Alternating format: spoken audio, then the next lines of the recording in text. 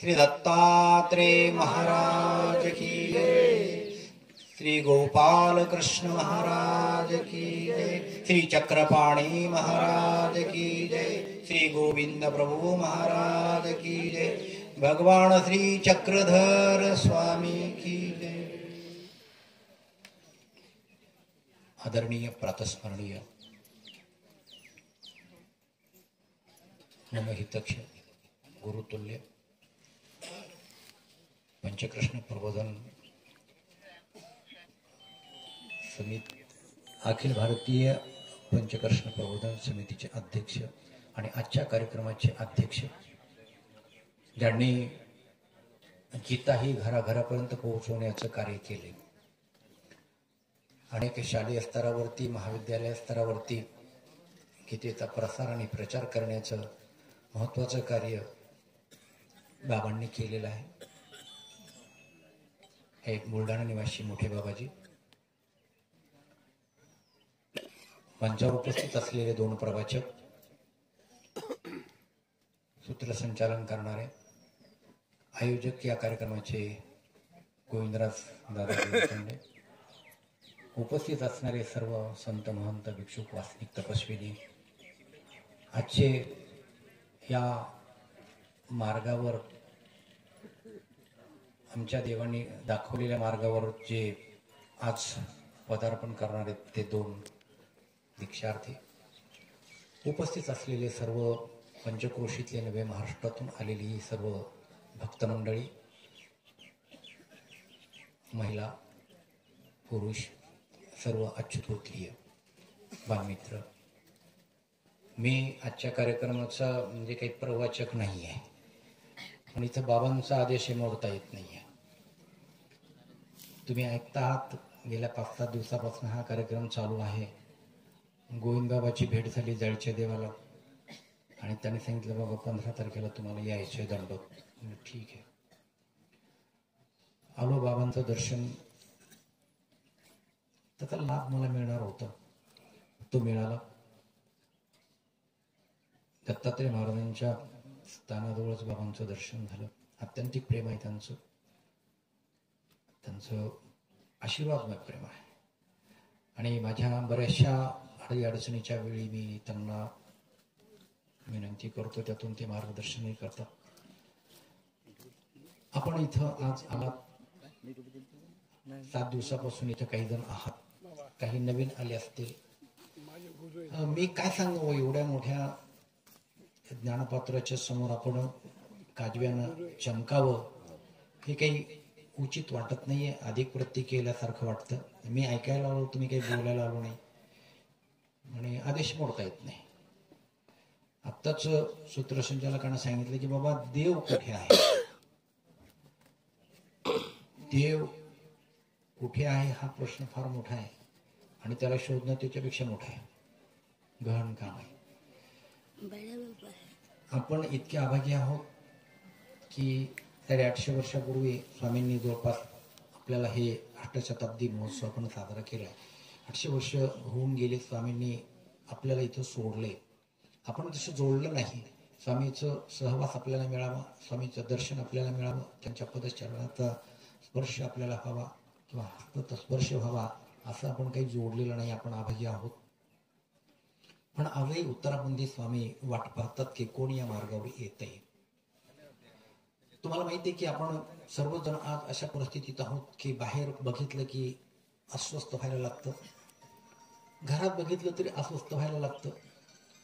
सर्व युद्धभूमी झालेली आहे, सर्व रणसंग्राम चालू आहे. मग तिकडे युक्रेनचा असो का तिकडे इस्रायलचा असो, त्याचे चटके आपल्याला आजही बसतायत. भाववाढ होतच आहे. आजच्या परिस्थितीमध्ये माणूस जो विचारी आहे त्याला हे सर्व चित्र पुढचं भयानक दिसतं. इकडून पाकिस्तान डिस्टर्ब करतो, तिकडून बांगलादेश डिस्टर्ब करतो, तिकडून म्यानमार अविश्वास दाखवतो. हे भारतासाठी काही फारसं चांगलं नाहीये. तुम्ही म्हणाल बाबा काय करायचं, आपलं घर चांगलं आहे, तिथं जाऊ द्या ना, जळू द्या ना. पण आज ती जी विकसित राष्ट्र आहेत तीही सुरक्षित नाही आहेत. तुम्ही आता परवा वाचलं असेल पेपरमध्ये, आनंद इजा फार मोठा विकसित राष्ट्र ज्याचा आपण उल्लेख करतो त्या अमेरिकेमध्ये आग लागलेली आहे. अनेक सेलिब्रिटींची घरं त्या ठिकाणी दिसायला आलेली आहेत. अब्जावधी रुपयाच्या संपत्तीचं नुकसान झालेलं आहे. त्याने फार मोठ्या कौशल्यानं आणि कौशल्यपूर्ण परिस्थितीमध्ये त्यांनी त्यांची घरं तिथं हजारो डॉलर लाखो डॉलर खर्च करून बांधलेली आहेत. ती जळत आहेत. तो विकसित देश आहे पण समाधान तिथं मिळत नाहीये. का मिळत नाहीये? कारण आमच्या देवाने जे सांगितलंय ही कर्मभूमी आहे. महाराष्ट्र ही संतांची आहे, ही सात्विक भूमी आहे. आणि आज इथं जी सात्विकता आहे ती अख्ख्या देशातही नाही आहे. ही वास्तविकता आहे. कारण स्वामींच्या पदस्पर्शाने ही महाराष्ट्राची भूमी पावन झालेली आहे. दत्तात्रय महाराजांच्या इथलच्या रोजच्या माहूरच्या ह्या मुक्कामामुळे हा परिसरही पवित्र झालेला आहे. 12 कोसांचा आपण सुदैवात की या परिसरामध्ये तुमचं वास्तव्य आहे आणि आपल्याला स्वामींच्या पदस्पर्शाने पवित्र केलेल्या स्थानांचे दर्शन करण्याचा योग येतो. आम्हाला जवळ आहे, नांदेड आहे. गोदावरीचा काठ देवाने अगदी पुनीत केलेला आहे. 1650 तीर्थ आपण म्हणतो. ह्या सर्व तीर्थांना त्याच्यातले 80% तीर्थ ह्या गोदावरीच्या परिसरातच आहेत, गोदावरीच्या काठावरती आहे. आज इथं जो कार्यक्रम आयोजित केलाय, आता मी येता येता ऐकली 2 नावं, आता ते नावं पण माझ्या लक्षात नाही आहेत, पण रोजच हे अनुसरण घडतंय. हे ऐकून खूप आनंद वाटला. शेषराव पाटील आले का? दळवी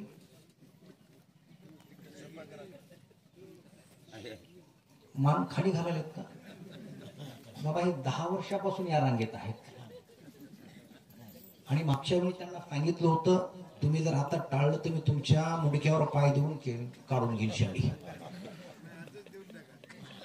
तुम्ही साक्षीदार आहात सर्व. म्हणजे आता ती मर्यादा सगळी संपली आणि मी बाबांना साक्षी ठेवून सांगतो, तुम्ही जर आता या कार्यक्रमात नाही अनुसरला तर तुम्हाला दीक्षा घडणार नाही. देवाच्या समोर सांगतो, तुम्हाला अनुसरण घडणार नाही. कारण सर्वांना फसवता येतं पण परमेश्वराला फसवू नये, त्याच्याशी चिटिंग करू नये.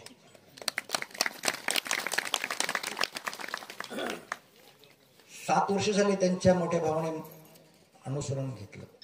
हे त्याच्या अगोदर 3 वर्षापासून इथं आहे. आणि जितकं आपण कार्यकाल जास्त घालू तितकं आपल्याला कठीणत्व येत जातं.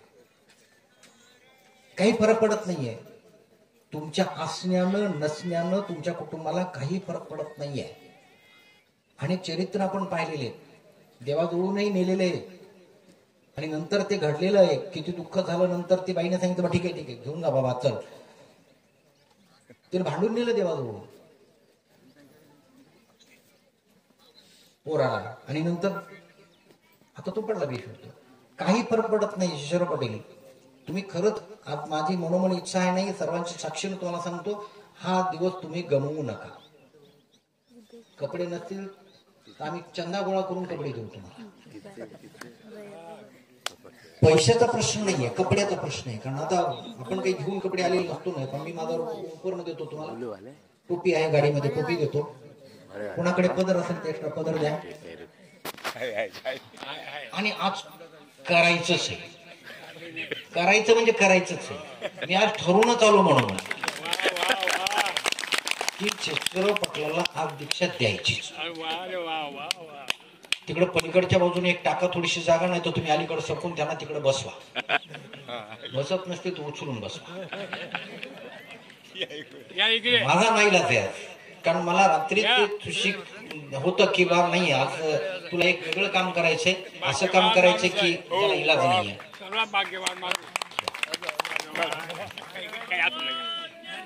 चक्रधर स्वामी की जय. बाबा मला एक 12 मिनिट चान्स द्या, मी उद्या केला घेतो. दंडवत 12 तासाचा अवधी. दंडवत घाला, दंडवत घाला.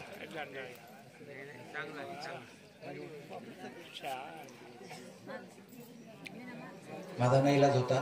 कारण ही सगळी आमच्या गुरुबांची लेकरे, यांच्या आजोबापासून गुरुजींनी सांभाळले. अत्यंतिक प्रेम होतं गुरुजींचं. यांचा मला अत्यंत नपाळता होता. गुरुजींच्या आज्ञेप्रमाणे तो पाळता झाला. खूप धार्मिक कुटुंब आहे. सालस आहेत सगळी माणसं. आणि ती वाया जाऊ नये अशी माझी मनापासूनची इच्छा आहे. कारण जीवनाचं काही खरं नाही. 60 लाख वर्षाचे नरक तर चुकतील, चौकडी तर चुकेल, मार्गावर मार्गस्थ तर होतील. आता तुम्ही सर्व साक्षीदारात, मी उद्या नसेल कार्यक्रमाला, पण तुमच्याकडे ही जबाबदारी, तुम्ही ह्या माणसाला उचलून उद्या दीक्षा द्यायची. कुठं पळून गेला तर धरू नका.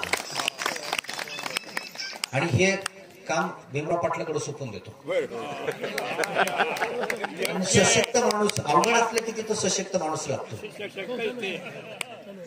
बरं का पाटील, आता ही जबाबदारी तुमची. 4 माणसं त्यांच्या मागे पुढे ठेवा आणि त्यांना कुठं हालू देऊ नका. तुम्ही नाद नाही लावला ते तुम्हाला नादी लावतील. ते म्हणतील आपण दोघंही घेऊ. आता तुम्हाला माहिती आहे तुमच्याकडच्या काही जबाबदाऱ्या तुम्हाला आणखी पार पडायच्या, त्यांच्या तशा काही जबाबदाऱ्या राहिल्या नाही. सगळ्या जबाबदाऱ्या संपल्या, पण ते मनाला जबाबदाऱ्या निर्माण करायला लागले, त्याला इलाज नाही. चला, मला काही फारसं बोलायचं नाहीये. मी बाबांचं ऐकायला आलो. फक्त एवढी जबाबदारी होती, मी ही तुमच्या साक्षीने ही सर्वांना सोपवली. ते भीमराव पाटलाकडे जबाबदारी दिलेली आहे आणि ती त्यांनी पार पाडावी. सांगितले की मंदिरामध्ये मधून कडी नव्हती, फक्त दरवाजाच होता. मोठा दगड उचलून आणायचा आणि दरवाजाला आतून लावायचा, इतकी परिस्थिती होती. त्या परिस्थितीमध्ये गुरुजी इथे येत होते. त्यानंतर इथलचं सर्व पुढचा जो कार्यक्रम आहे ते बाबांचा हातला वागवत होता.